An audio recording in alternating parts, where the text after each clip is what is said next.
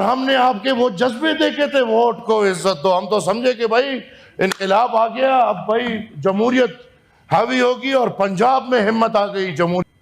کس حیثیت سے ہمارا چیف آف آرمی سٹاف باہر گھوم رہے اور بریف کیس میں وٹ جوک، یہ مذاق تھا۔ وہ تصویر جس نے بھی دیکھی، کون سا chief of the army staff brief case میں ریئر ارتھ منرل لے کے جائے گا، اور وہ مجھے ایک بہترین برانڈ سٹور لگ رہا تھا جس میں ایک مینیجر کھڑا بڑا خوشی خوشی دیکھ رہا تھا، ایک دکاندار بائر کو کہہ رہے کہ آجاؤ میرے پاس بڑی اچھی چیزیں یہ خرید لو۔ ناظرین، پچھلے دنوں ایمل ولی خان صاحب نے سینٹ میں کچھ ایسی تقریر فرمائی کہ جس کا نون لیگ نے کافی برا منایا۔ حالانکہ ایمل ولی خان صاحب نے سینٹ میں ساری آئینی باتیں کی، ان میں خفا ہونے والی کوئی بات نہیں تھی۔ انہوں نے کہا کہ آرمی چیف صاحب جو ہیں ان کا کیا کردار بنتا ہے، آئینی کردار کیا بنتا ہے کہ وہ وزیر اعظم صاحب کے ساتھ امریکہ جاتے ہیں، یا کچھ اس طرح کی کچھ سخت باتیں بھی کی انہوں نے۔ آپ ذرا پہلے ویڈیو دیکھیے، پھر اس کے اوپر بات کرتے ہیں۔ اور ہم نے آپ کے وہ جذبے دیکھے تھے ووٹ کو عزت دو، ہم تو سمجھے کہ بھائی انقلاب آ گیا، اب بھائی جمہوریت حاوی ہوگی، اور پنجاب میں ہمت آ گئی جمہوریت کو حاوی کرنے کی۔ پتہ نہیں تھا کہ جب آئینہ دیکھیں گے تو حافظ ہی حافظ ہوگا۔ آج کس حیثیت سے ہمارا چیف آف آرمی سٹاف باہر گھوم رہے اور بریف کیس میں ریئر وٹ جوک، یہ مذاق تھا۔ وہ تصویر جس نے بھی دیکھی، کون سا chief of the army staff brief case میں ریئر ارتھ منرل لے کے جائے گا، اور وہ مجھے ایک بہترین برانڈ سٹور لگ رہا تھا جس میں ایک مینیجر کھڑا بڑا خوشی خوشی دیکھ رہا تھا، ایک دکاندار بائر کو کہہ رہے کہ آجاؤ میرے پاس بڑی اچھی چیزیں یہ خرید لو۔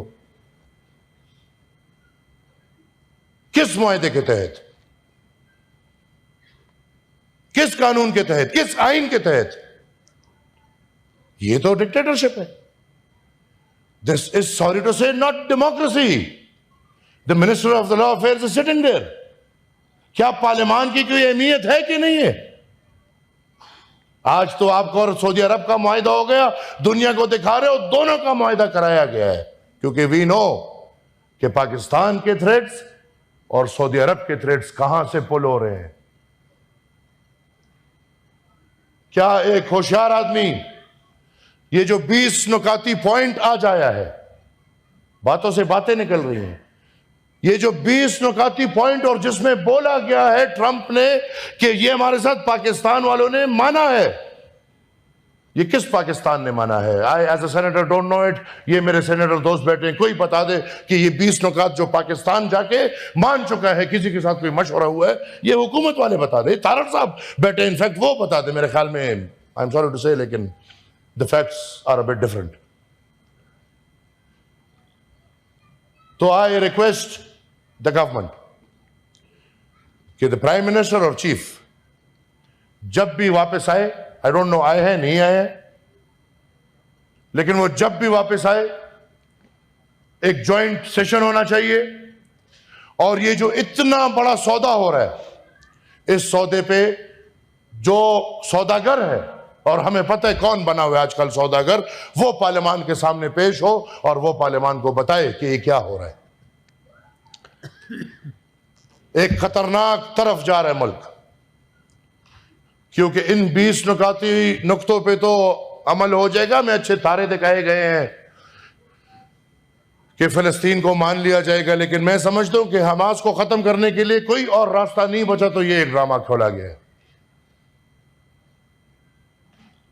اور اس 20 نکاتی پوائنٹ کے بعد فوراً میری یہ بات یاد رکھے کہ آپ کے ملک والے یہ بھی شاید مان چکے ہوں، سعودی عرب بھی، کہ جو ابراہیم اکارڈ تھا کہ بھئی اب اسرائیل کو تسلیم کرو اور اب سب چلے گا۔ یاد رکھو میری یہ بات۔ اور پھر جو زہر ریاست پاکستان نے پچھلے 70 سال سے اسرائیل کے خلاف اپنے شہریوں کے اندر، دماغ میں اور دل میں گھسا چکے ہیں، اس زہر کا کیا کرو گے؟ اتنا آسان ہے کہ بھئی فیلڈ مارشل کو 4 تارے والے نہیں 6 تارے والے بھی ہوں، لیکن جو ادھر ماحول بنایا گیا ہے یہاں پہ اسرائیل کو تسلیم کرنا آسان نہیں ہوگا. تو پھر یاد رکھیں یہ ایوان کہ اس دن یہ جو ابھی جس کی تعریفیں ہو رہی ہیں وہ چیف ہو یا وزیر اعظم ہو، اس دن ان کی یہ حالت ہوگی جو آج مودی کی ہو رہی ہے. میں میڈم چیئر سمجھتا ہوں کہ SIFC ایک غیر آئینی ادارہ ہے، اور یہ گورنمنٹ یا لا منسٹر مجھے بتا دے کہ آیا 18th امینڈمنٹ کے بعد SIFC کی حیثیت آئینی ہے یا غیر آئینی ہے؟ مجھے پرویز انکل بتا دے کہ 18th امینڈمنٹ کے بعد آیا SIFC ایک دفعہ پھر فائنانشلی 1 یونٹ کی طرف پاکستان کو لے کر جا رہے ہیں یا نہیں؟ آپ کے تمام تر فیصلے ایک ہی جگہ ہو رہے ہیں. آپ کی پنجاب کے ایگریکلچر پالیسی وہی SIFC بنا رہا ہے. آپ کا جو بنگ پالیسی بنایا اس کا کمیشن وہی SIFC کو ملا ہوا ہے.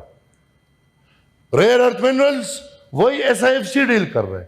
آیا 18th امینڈمنٹ کے بعد یہ عمل غیر آئینی ہے یا غیر آئینی نہیں ہے؟ میڈم میں بار بار یہ کہہ چکا ہوں. اس کے بعد اب ایک اور میرا پارٹی کا بندہ باجوڑ میں ٹارگٹ ہوا، اس کو شہید کیا گیا. یہ حکومت ٹس سے مس نہیں ہو رہی. ان کو میں نے ایک ریکویسٹ کی کہ خدارا مولانا خانزیب شہید کے واقعے پہ ایک لیٹر ان کا حکومت کا ہے، انہوں نے جوڈیشری کو لکھنا ہے، چیف جسٹس کے، کہ اس واقعے پہ ایک جوڈیشل انکوائری کمیشن بنایا جائے. مجھے بتائے یہ حکومت کیا ملوث ہو اس سب میں؟ سینیٹر صاحب میں اگر ملوث نہیں آپ ہو کنکلوڈ کریں، میں ان کو جواب، میں بار یہ بات کر ان کو چکا ہوں. جواب کا موقع میڈم دے دیں. بس اب آپ میری کنکلوڈ کریں. انشاءاللہ سب باتیں پبلک انٹرسٹ کی ہوں گی. خیر ہے سر، ایک واقعہ تیرا کا واقعہ ہوا، مجھے 2 منٹ دے دو. تیرا کا واقعہ ہوا جی، تیرا پہ الگ بات کر لیجئے گا. اتنا پورشن ہو کے نہیں میڈم پھر کہاں ہوتا ہے؟ میں بار میڈم میرے ساتھ کیا ہوتا ہے ادھر. ناظرین ویڈیو آپ نے ملاحظہ فرمائی. ویڈیو میں جس طریقے سے آپ نے دیکھا کہ ایمل ولی خان صاحب جو ہیں وہ سینٹ میں بہت زیادہ انہوں نے جذباتی ایک تقریر کی. خیر جذباتی تو اسے نہیں کہہ سکتے، لیکن یہ ہے کہ آئین جو اور آئین بیسڈ تقریر اسے کہہ سکتے ہیں. یعنی پاکستان کا آئین تو یہی کہتا ہے کہ جو کچھ موصوف فرما رہے تھے، اور انہوں نے پھر فوج پر بھی تنقید کی اور فوج کو اپنے دائرے کے اندر رہنے کی انہوں نے بات کی. تو اس پر جو ہے وہ نون لیگ والے کافی چراغ پا ہیں اور وہ بڑے اس کو جواب دینے کے لیے اتاولے ہو رہے ہیں ایمل ولی خان صاحب کو. ناظرین کرام یہ آپ کو یاد ہوگا کہ یہ گزشتہ ادوار میں جو ہے وہ نون لیگ یہ اور یہ سارے کے سارے PDM میں ایک ہی رول ادا کر رہے تھے. اب کچھ لوگ ان میں سے انقلابی بن رہے ہیں اور ایمل ولی خان صاحب بھی ان میں شامل ہیں. تو یہ کچھ عرصہ پہلے جو ہے وہ کچھ اور باتیں کرتے ہیں، پھر اس کے بعد جب ان کا جی چاہتا ہے یہ اپنی جو ٹون ہی چینج کر دیتے ہیں. اور آرمی چیف صاحب کو انہوں نے امریکہ کے دورے کے حوالے سے ان پر آرمی چیف تنقید یہ بھی کی کہ انہوں نے کہا کہ جی ان کا کیا کام بنتا ہے، امریکہ جا رہے ہیں وہ، اور بریف کیسوں کی کچھ باتیں ہوئی اور کچھ اس طرح کی دکانداری کی باتیں بھی کی، جیسا کہ آپ نے سن بھی لیا. تو اب چاہیے یہ کہ یہ سینٹ میں چونکہ یہ بیان دیا ہے انہوں نے، تو حکومت کو چاہیے کہ بجائے ان پر تنقید کرنے کے وہ ان اصل حقائق کی طرف بھی آئیں کہ آرمی چیف نے وہاں پر کون سی سوداگری کی یا وزیر اعظم صاحب نے کون سی سوداگری کی، خدا نہ خواستہ جس طرح ایمل ولی خان صاحب اشارہ کر رہے ہیں.